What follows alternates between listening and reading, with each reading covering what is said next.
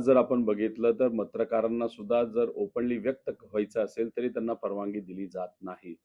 त्यामुळे या देशामध्ये, या राज्यामध्ये अघोषित आणीबाणी आहे.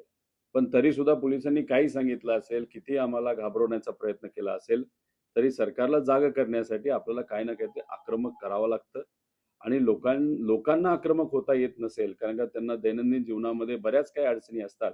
रस्त्यावर त्यांना तसं उतरता येत नाही. पण आज लोकांनी खूप चांगला पाठिंबा आम्हाला दिलाय आणि देतील असा आम्हाला विश्वास आहे. त्यामुळे कुठं ना कुठेतरी लोकांचा रोष हा आपापल्या पद्धतीने आंदोलन करून व्यक्त होणं ही आपल्या सगळ्यांचा अधिकार आहे आणि तो अधिकार या ठिकाणी आम्ही बजावणार आहोत.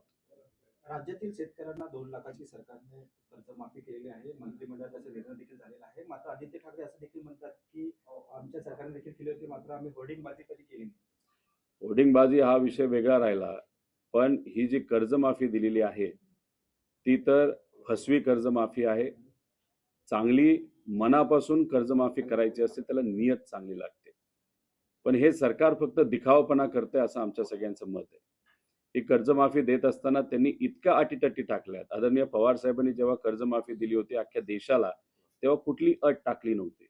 जेव्हा कोविडच्या काळामध्ये आर्थिक अडचण असताना सुद्धा लोक अडचणीत आहेत, लोकांना आपल्याला मदत करायची, तेव्हा बिनाअट आपण त्यावेळेस कर्जमाफी दिली होती आणि 100% शेतकरी त्या निकषात जे बसत होते त्यांना लगेचच्या लगेच तिथं पैसे मिळाले होते. 2017ला जेव्हा देवेंद्र फडणवीस साहेबांचं सरकार या महाराष्ट्रामध्ये होतं, इतक्या अटी टाकल्या होत्या की त्या अटी वाचता वाचताच लोक बेहाल झाली होती आणि बऱ्याच लोकांना त्यातून सुद्धा वगळण्यात आलं होतं. काल सुद्धा आपण जी काही कर्जमाफी ती डिक्लेअर झाली त्याचा जर अभ्यास केला, त्याच्यामध्ये जे काही प्रलंबित कर्ज आहेत शेतकऱ्याचे, त्याच्यामध्ये सुद्धा अटी टाकल्या. ती अट काय आहे की समजा जर 2019ला काही शेतकऱ्यांनी कर्जमाफीचा लाभ घेतला असेल तर त्यांना जास्तीत जास्त 50,000 रुपयाची कर्जमाफी.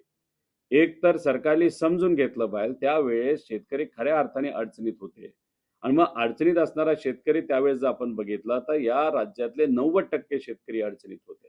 त्यामुळे 90% म्हणजे 1 लाख शेतकऱ्यांनी त्यावेळेस कर्जमाफीचा लाभ घेतला होता. लाभ नाही, तो त्यांचा अधिकार होता जो सरकारने त्यांना मदत त्या ठिकाणी केली होती.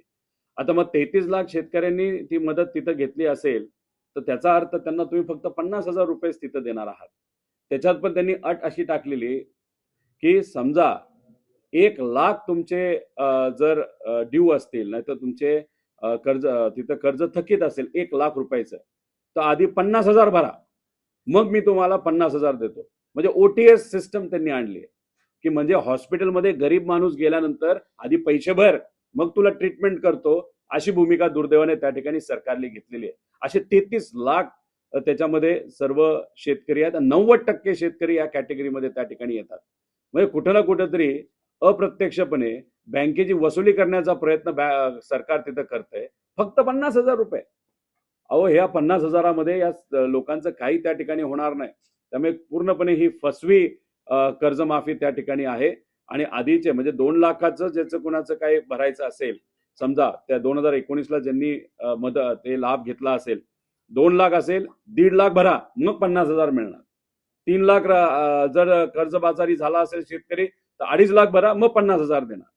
आणि जे राहिलेले शेतकरी आहेत, जे समजा तिथं 2019 मध्ये आले नव्हते, फार कमी आहेत, 10%च आहेत, तर त्यांचं कसं आहे की जर 3 लाख रुपये जर प्रलंबित असतील, 1 लाख रुपये भरा, मग 2 लाख रुपये देतो.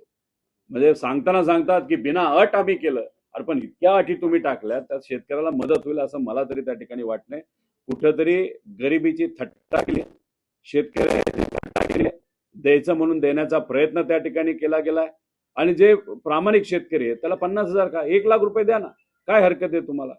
पण मग हे जे काय केलेलं आहे ते फसवेगिरी केलेली आहे आणि कुठंच काही शेतकऱ्याला त्याचा लाभ होणार नाही. आर्थिक अडचणीत शेतकरी आहे. सोयाबीनचे भाव वाढले नव्हते, त्यात शेतकरी फार अडचणीत आलेला आहे. त्याच्यात कापसाचे भाव वाढले नव्हते, आता कापसाचे भाव वाढायला लागले की तुम्ही लगेच इम्पोर्ट करण्यासाठी तिथं परवानगी दिली. कांद्याची काय परिस्थिती हे तर गेले काही दिवस आम्ही सर्वजण लढतोय. आणि त्याच्यात फर्टिलायझरचा खर्च म्हणजे आपल्या खताचे खर्च मोठ्या प्रमाणात वाढलेले. डिझेल मिळेना, जे जे मिळतंय ते महागडं मिळतंय. मग अशा परिस्थितीमध्ये खर्च वाढत चाललाय, उत्पन्न कमी होत चाललंय, त्यात शेतकरी अडचणीत होत चाललाय आणि त्यात तुम्ही कर्जमाफी देताना एवढ्या अटी टाकता म्हणजे फार दुर्दैवी आहे, थट्टा करण्यासारखं आहे आणि या गोष्टीचा आम्ही निषेध करतो. आम्ही स्वागत याच्यासाठी करतो की तुम्ही कर्जमाफी दिली, पण कर्जमाफी दिला बिना अट कर्जमाफी करा ही आमच्या सगळ्यांची मागणी आहे. आज मुंबईमध्ये पाऊस पडलेला आहे आणि अंधेरी सबवे